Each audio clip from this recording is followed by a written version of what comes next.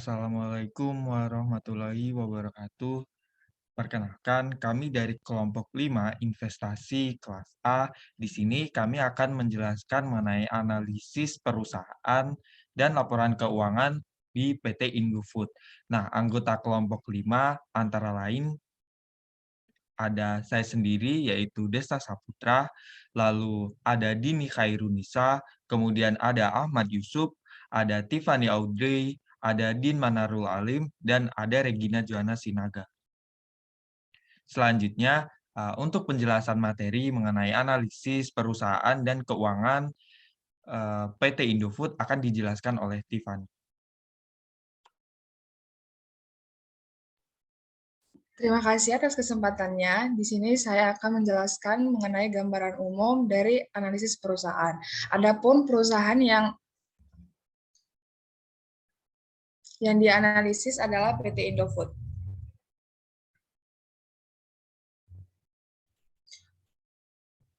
PT Indofood sukses makmur Tbk, dikenal dengan keunggulannya pada bidang industri fast moving consumer goods atau yang sering disingkat dengan FMCG. PT Indofood sukses makmur Tbk ini didirikan pada tanggal 14 Agustus tahun 1990 oleh Sudono Salim. Selanjutnya akan dijelaskan mengenai visi dan misi. Visi dari PT Indofood Sukses Makmur Tbk merupakan perusahaan Total Food Solution atau dalam bahasa Inggris dikatakan sebagai a Total Food Solution Company. Misi yang digunakan oleh perusahaan tersebut yang pertama adalah senantiasa meningkatkan kompetensi karyawan, proses produksi dan teknologi kami, meningkatkan stakeholders value secara berkesinambungan, kemudian memberikan solusi atas kebutuhan pangan secara berkelanjutan, yang keempat memberikan kontribusi bagi kesejahteraan masyarakat dan lingkungan. Kemudian akan dijelaskan berbagai segmen bisnis dari PT Indofood.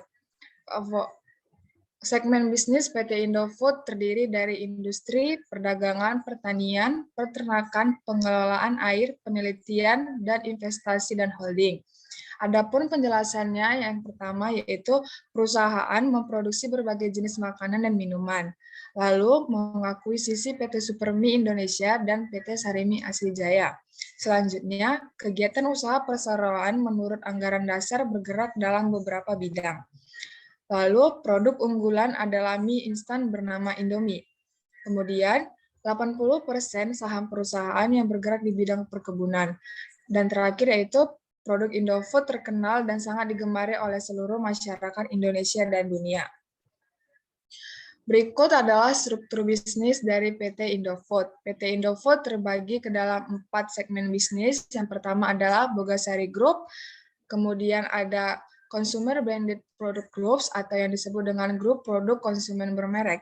Di antaranya ada mie instan, dairy, kemudian makanan ringan, penyedap makanan, divisi nutrisi dan makanan khusus, yang terakhir ada minuman.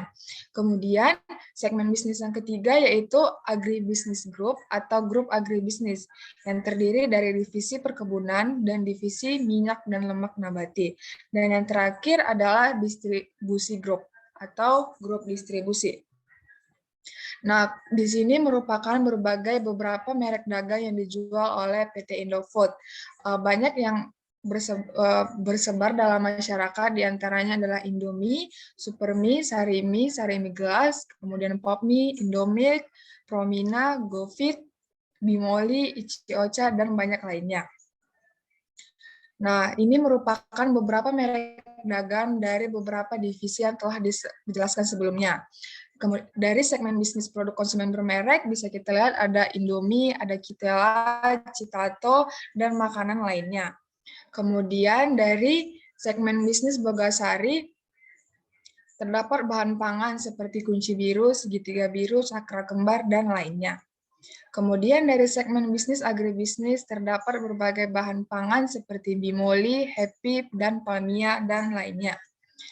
Nah, kemudian di sini adalah struktur pemegang saham dari PT Indofood. PT Indofood dibagi ke dalam dua, yaitu untuk First Pacific Company Limited dimiliki sebanyak 50,07%. Kemudian disebarkan saham kepada publik sebesar 49,93%. Nah, kemudian dijelaskan berbagai para pemegang kekuasaan di PT Indofood. Saham yang beredar dari PT Indofood sejumlah 8.784.426.500.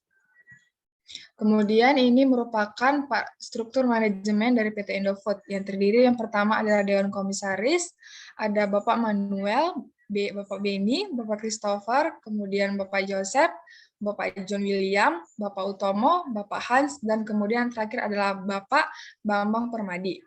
Kemudian untuk jajaran direktur atau board of director ada diisi oleh Bapak Anthony, Bapak Francius, Bapak Axton, Bapak Paulus, Bapak Judianto, Bapak Hendra, Bapak Jevi, Bapak Taufik, Bapak Alamsyah, Bapak Tan Suji, dan Ibu Tan Suji, kemudian Ibu Tan Eli. Nah, selanjutnya berikut merupakan beberapa jajaran lainnya seperti Komite Nominasi dan Gaji yang diketuai oleh Bapak Utomo, kemudian diisi oleh beberapa anggotanya. Sekretaris perusahaan diisi oleh Bapak Victor Suhendra. Kemudian Komite Pemeriksa Keuangan diketuai oleh Bapak Hans Kartikahandi dan diisi oleh anggotanya. Kemudian beberapa jabatan fungsi perusahaan diisi oleh pembendarahan oleh Bapak Rusmin Kasim dan Bapak Susanto Sentausa. Kemudian berbagai fungsi perusahaan lainnya seperti pengatur lega hukum, periksa dalam perusahaan, sekretaris, hubungan investor, hingga manajemen kerugian perusahaan. Dapat dilihat secara rinci di bagian berikut. Kemudian ada bagian untuk divisi produk konsumen dan bermerek dibagi oleh berdasarkan produknya seperti mie domestik dipimpin oleh Bapak Taufik, kemudian mie internasional dipimpin oleh Bapak Dermawan. Kemudian untuk produk susu, snack, bubuk makanan, makanan bernutrisi dan khusus, minuman dan pengemasan diisi oleh beberapa orang penting lainnya. Kemudian untuk divisi agribisnis dapat dilihat bagian perkebunan dan bagian minyak nabati dan lemak. Kemudian untuk bagian distribusi dan Bogasari diisi oleh Bapak Judianto dan Bapak Fransiskus. Untuk beberapa nama dapat dilihat pada layar berikut. Kemudian selanjutnya adalah riwayat singkat perseroan. Pada tahun 1990 adalah awal mula didirikannya dengan nama PT Pangan Jaya Inti Kusuma. Memulai kegiatan usaha di bidang makanan ringan. Kemudian pada tahun 1994, namanya diganti menjadi PT Indofood Sukses Makmur Tbk yang kemudian digunakan sampai sekarang. Pada tahun yang sama juga mencatat saham di Bursa Efek Indonesia atau BEI. Kemudian di tahun selanjutnya memulai integrasi mundur dengan akuisisi pabrik tepung Bogasari. 2 tahun selanjutnya, yaitu pada tahun 1997, memperluas integrasi bisnisnya dengan mengakuisisi sekelompok perusahaan yang terlibat dalam perkebunan, agribisnis, dan juga distribusi. Pada tahun 2005, memasuki bisnis pelayaran melalui akuisisi PT Pelayaran Tahta Batra. Selanjutnya, pada tahun 2007, mendapat prestasi terdaftar sebagai Agribisnis Group Indofood Agri-Resource Ltd di Bursa Efek Singapura. Kemudian memperluas kepemilikan perkebunannya dengan mengakuisisi PT PP London Sumatera Indonesia Tbk atau yang disingkat dengan Lonsum. Setahun selanjutnya, pada tahun 2008, Grup Agribisnis memberanikan diri ke bisnis gula dengan mengakuisisi PT Laju Perdana Indah. Kemudian Consumer Branded Products atau CBP Group memasuki bisnis susu dengan mengakuisisi PT Indolacto. Pada tahun 2010 mencatatkan CBP Group PT Indofood CBP Sukses Makmur Tbk di BEI. Kemudian pada tahun 2011 tercatat PT Salim Infomas Pratama Tbk Anak Usaha Agribisnis Group di BEI. Selanjutnya pada tahun 2013 memasuki bisnis minuman. Dan Agribisnis Group memperluas bisnis gulanya ke Brasil dan Filipina melalui investasi ekuitas di CME dan Roxas Holdings. Pada tahun 2014 CBP Group memperluas bisnis minumannya dengan memasuki bisnis air kemasan. Pada tahun 2018, mengakuisisi kepemilikan penuh atas anak perusahaan produk minuman dan kuliner. Kemudian pada tahun 2020, CBP Group memperluas bisnis mie instannya dengan mengakuisisi Pioneer Hill Company Limited atau PCL, yaitu produksi mie instan yang beroperasi di Afrika Timur Tengah dan Eropa Tenggara. Kemudian berikut beberapa isu-isu terkait mengenai PT Indofood. Yang pertama adalah harga komoditas utama seperti CPO terus mengalami kenaikan karena kondisi cuaca yang kurang mendukung. Yang kedua, rendahnya tingkat pasokan dan peningkatan permintaan komoditas kedelai. Ketiga, ketidakpastian akan perekonomian akibat berlanjutnya ketegangan perdagangan AS Tiongkok dan wabah COVID-19. Selanjutnya adalah pertumbuhan permintaan domestik dan mandar biodiesel Indonesia, permintaan produk substitusi seperti minyak kedelai, serta pergerakan minyak mentah yang akan berpengaruh pada tingkat permintaan biodiesel. Berikut dilampirkan beberapa informasi harga saham yang ada di PT Indofood. Pada tahun 2020, harga tertinggi mencapai 8.300 per lembar sahamnya, kemudian harga terendahnya yaitu 5.000. Dan harga penutupan pada tahun 2020 sebesar 6.850. Pada tahun 2019, harga tertinggi mencapai 8.050, kemudian harga terendahnya mencapai 5.850 dan penutupannya 7.925. Berikut merupakan disampaikan grafik harga saham, yaitu grafik pergerakan harga saham selama tahun 2019 dan tahun 2020.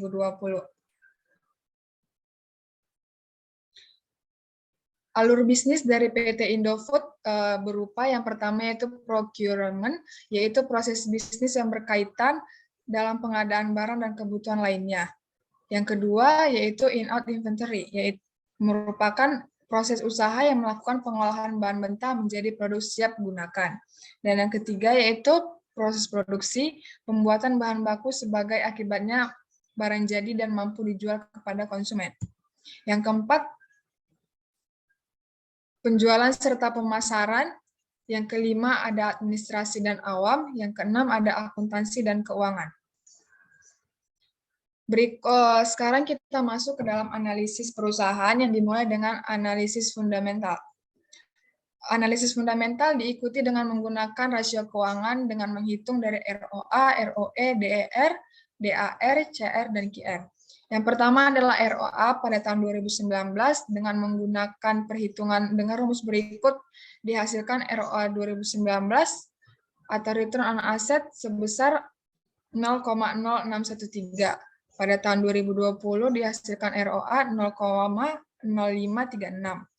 Pada tahun 2021 dihasilkan 0,0624. Nah, dari ROA tersebut dapat disimpulkan bahwa meningkatnya nilai ROA pada tahun 2021 dibandingkan tahun 2020 mengindikasikan bahwa perusahaan memperoleh laba yang lebih tinggi, meskipun pada tahun 2020 mengalami penurunan perusahaan, mampu memperoleh laba yang lebih tinggi di tahun berikutnya.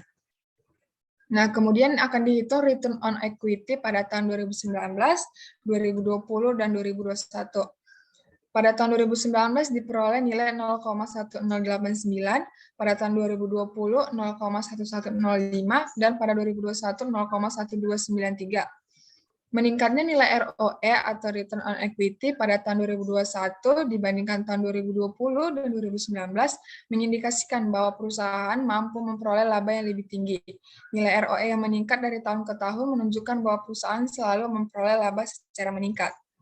Selanjutnya akan dihitung debt to equity ratio.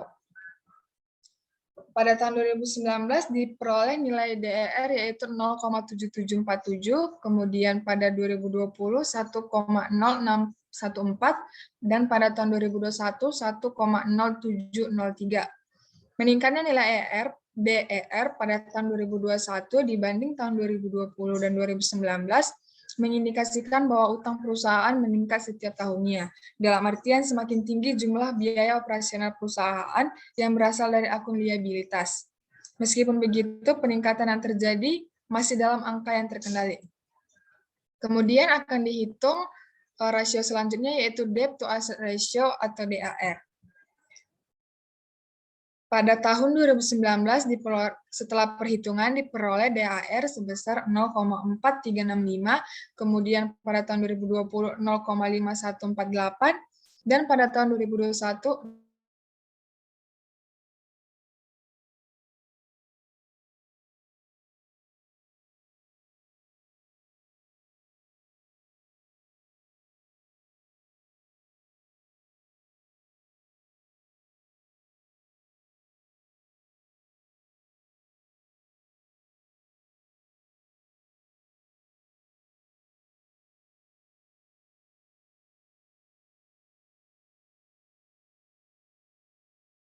Kenapa? Dan pada tahun 2021 diperoleh nilai 1,34110.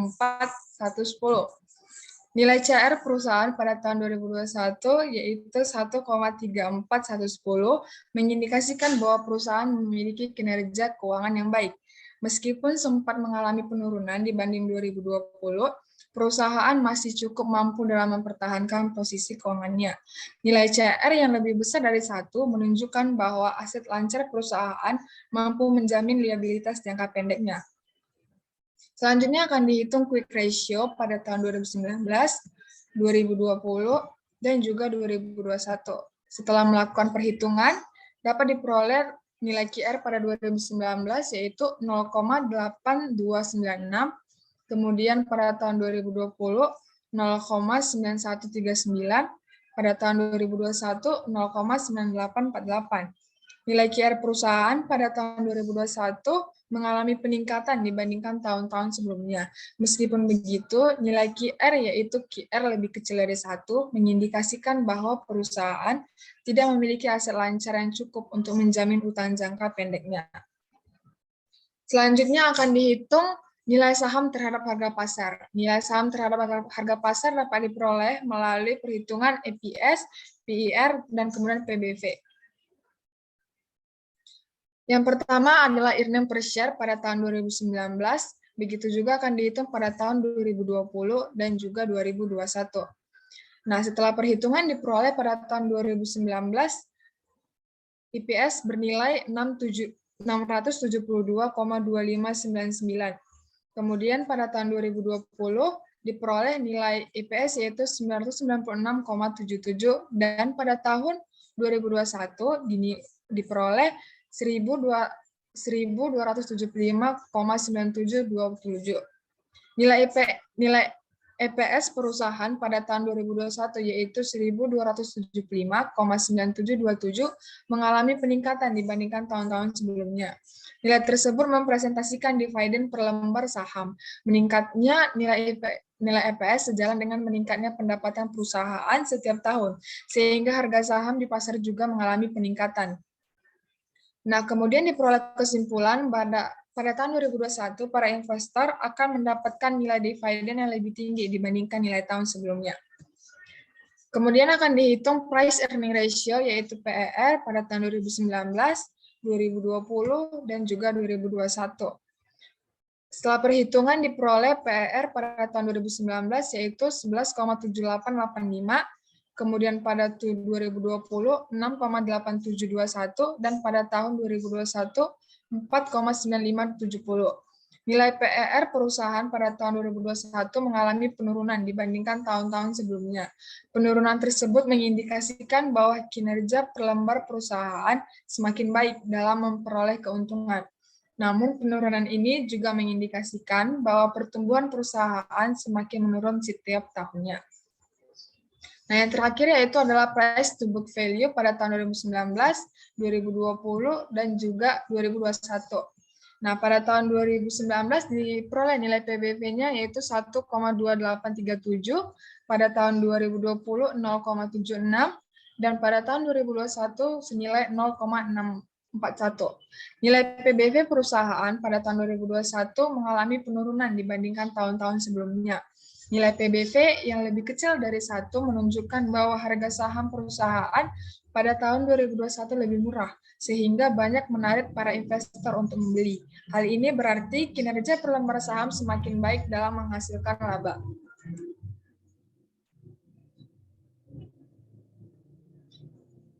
Secara keseluruhan dapat diperoleh kesimpulan melalui analisis fundamental, rasio-rasio keuangan dengan memanfaatkan informasi dari laporan keuangan tahun 2019, 2020, dan 2021 bahwa perusahaan dalam kondisi yang baik.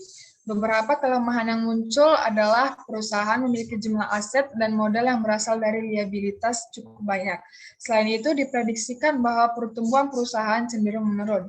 Sebagai investor, diperlukan analisis lebih dalam lagi apabila ingin melakukan investasi. Nah, selanjutnya akan dilakukan analisis teknikal untuk mendukung analisis fundamental yang telah dilakukan sebelumnya.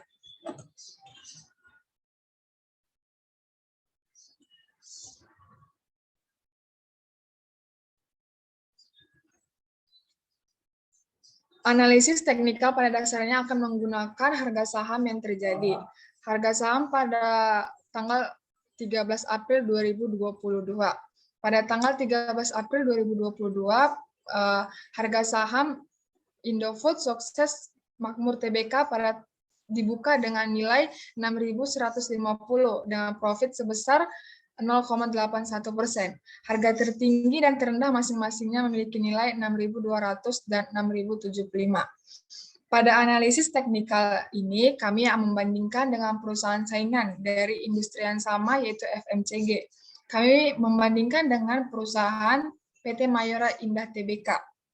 Nah, pada tanggal 13 April 2022, harga saham Mayora Indah Tbk dibuka dengan nilai 1.665 dengan profit sebesar minus 1,5%. Harga tertinggi dan terendah masing-masingnya memiliki nilai 1.670 dan 1.620. Kemudian ditampilkan pergerakan candlestick Indofood Sukses Makmur Tbk pada tanggal 11 hingga 13 April 2022. Candlestick yang ditampilkan merupakan pergerakan secara harian.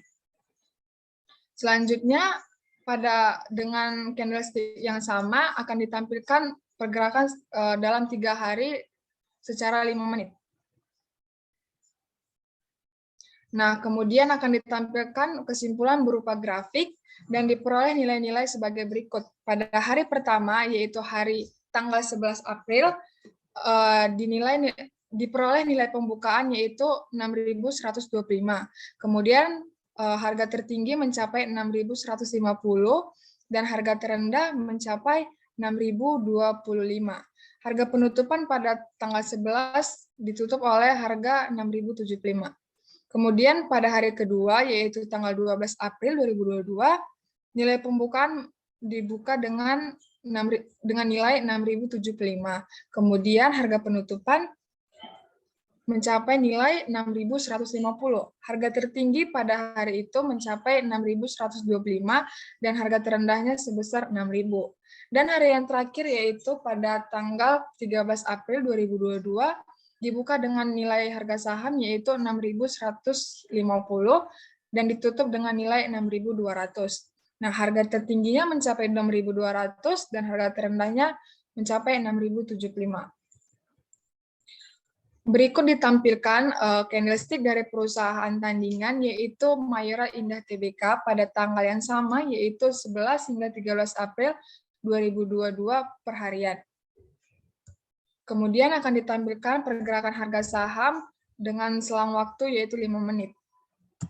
Dan selanjutnya diperoleh kesimpulan dalam bentuk grafik dan nilai-nilai yang ditampilkan. Pada hari pertama yaitu tanggal 11 April 2022, Mayora Indah Tbk, harga saham Mayora Indah Tbk dibuka dengan nilai 1.740 dan ditutup dengan nilai 1.670. Harga tertinggi sama dengan harga pembukaan mencapai 1.780 dan harga terendah mencapai 1.655. Kemudian hari kedua yaitu tanggal 12 April dibuka dengan nilai 1.650, kemudian ditutup oleh nilai 1.670. Harga tertingginya mencapai 1.685 dan harga saham terendahnya mencapai 1.585. Pada hari ketiga yaitu tanggal 13 April 2022 dibuka dengan harga 1.665 dan ditutup dengan harga 1.645. Harga tertingginya mencapai 1.670 dan harga terendahnya mencapai 1.620. Berikut diberikan perbandingan dari candlestick Indofood Sukses Makmur Tbk dengan Mayora Indah Tbk. Analisis teknikal yang tadi dilakukan dengan melakukan simulasi, yaitu pembelian saham Indofood Sukses Makmur Tbk dimulai pada hari Senin setelah ditutupnya pembelian saham sebanyak 100 lot dengan harga saham yaitu 6.075 atau dapat dikatakan modal yaitu 60.750.000. Harga penutupan pada hari Rabu adalah 6.200 sehingga mendapatkan profit sebanyak 1.250.000 atau 2,06% dari modal yang dimiliki. Nah, kesimpulan dari analisis teknikal dan analisis fundamental yang telah dilakukan yaitu dapat disimpulkan bahwa perusahaan Indofood Sukses Makmur Tbk dilihat dari tanggal 11 sampai dengan 13 April terlihat baik, namun masih harus dipastikan lagi dan dianalisis di tanggal 14 April 2022 untuk konfirmasi volume dalam penjualan besar atau tidak agar dapat disimpulkan bullish atau bearish untuk selanjutnya. Namun, jika dibandingkan dengan perusahaan kompetitor, yaitu Mayora Indah Tbk, investasi perusahaan Indofood Sukses Makmur Tbk lebih menjamin jika dilihat dari perbandingan candlestick yang sudah dipaparkan. Kesimpulan secara menyeluruh, hal-hal yang dinilai baik yaitu aset bertambah dari tahun-tahun sebelumnya, kemudian adanya peningkatan pendapatan dari tahun sebelumnya, dan kerugian tidak terjadi walaupun biaya operasional meningkat. Hal yang dinilai buruk dari perusahaan Indofood yaitu kewajiban jangka panjang bertambah 15% dari tahun sebelumnya dan biaya operasionalnya meningkat terutama pada bahan baku. Kesimpulan berikut merupakan kesimpulan yang telah dijelaskan sebelumnya mengenai rasio keuangan dan juga nilai saham terhadap harga pasar. Dilihat dari perhitungan nilai saham terhadap harga pasar, perusahaan PT Indofood Tbk cocok untuk diinvestasikan karena dari nilai earning per share atau EPS, saham yang meningkat setiap tahunnya menyebabkan para investor memperoleh nilai dividen dari tahun sebelumnya. Sedangkan pada nilai price earning ratio atau PER dan price to book atau PBV yang mengalami penurunan mengartikan bahwa kinerja per lembar perusahaan semakin baik dalam memperoleh keuangan. Sekian untuk pemaparan materinya, saya kembalikan ke moderator.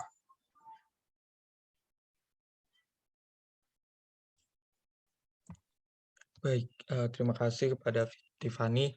Nah, berikut itulah penjelasan mengenai laporan keuangan serta analisis perusahaan PT Indofood oleh kelompok 5 investasi RA. Saya mewakili kelompok 5, mohon maaf apabila ada kesalahan dalam menjelaskan. Kami harap laporan ini dapat menjadi materi yang dapat berguna bagi orang lain. Kami akhiri, wassalamualaikum warahmatullahi wabarakatuh.